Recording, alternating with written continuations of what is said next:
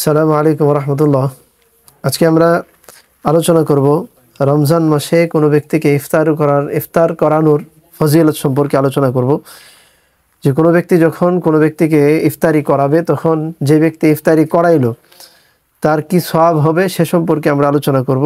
এই সম্পর্কে হাদিস বর্ণিত হয়েছে তিরমিজি শরীফের মধ্যে 807 নম্বর হাদিস। এই হাদিসের মধ্যে রাসূল পাক সাল্লাল্লাহু আলাইহি ওয়াসাল্লাম বলেন, ক্বালা রাসূলুল্লাহ সাল্লাল্লাহু আলাইহি ওয়াসাল্লাম মান ফাত্তারা সাইমান, যখন কোনো ব্যক্তি অপর কোনো ব্যক্তিকে, রোজাদার ব্যক্তিকে ইফতারি করাইলো, কানা লাহু মিসলু আজরিহি, যে ব্যক্তি ইফতারি করাইলো সেই ব্যক্তির অনুরূপ সওয়াব হবে যেরূপ এক ব্যক্তি রোজা রাখার দ্বারা যতটুকু সওয়াব হয় ইফতারি করানোর দ্বারা ঠিক ততটুকু সওয়াব হবে।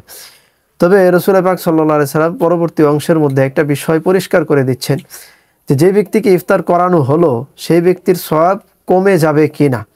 এই সন্দেহটা দূর করে দেওয়ার জন্য রাসূল বলেন, গায়রা আন্নাহু লা ইয়ানকুসু মিন আজরি সাইমি শাইআন, তবে যেই ব্যক্তি রোজা রাখলো, রোজা রেখে অপরের খাদ্য দ্বারা ইফতারি করলো, সেই অপরের খাদ্য দ্বারা ইফতারি করার দ্বারা রোজাদারের রোজা থেকে কোনো সওয়াব কমতি করা হবে না।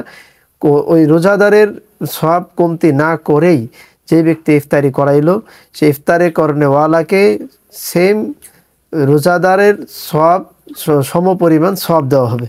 সুবহানাল্লাহ। তো এই যে গুরুত্বপূর্ণ একটা আমল, এই আমলটা করার দ্বারা আমরা যদি কোনো ব্যক্তিকে সাধারণভাবে ইফতারি করাই, সামান্য ইফতারি হতে পারে, খেজুরের মাধ্যমে ইফতারিও হতে পারে, বা স্বাভাবিকভাবে ভরপেট ইফতারিও হতে পারে, সামান্য ইফতারি, তো সামান্য ইফতারিও যদি করাই তাহলেও এর দ্বারা কিন্তু যে ব্যক্তি রোজা রেখে যতটুকু সওয়াব হলো সেম অতটুকু সওয়াব কিন্তু আমি ইফতারি করানোর দ্বারা পেলাম।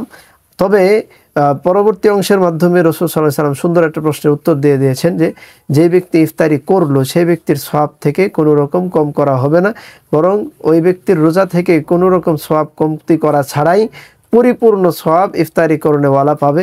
তো আল্লাহ তাআলা আমাদেরকে বেশি বেশি রমজান মাসে ইফতারি করানোর তৌফিক দান করুন।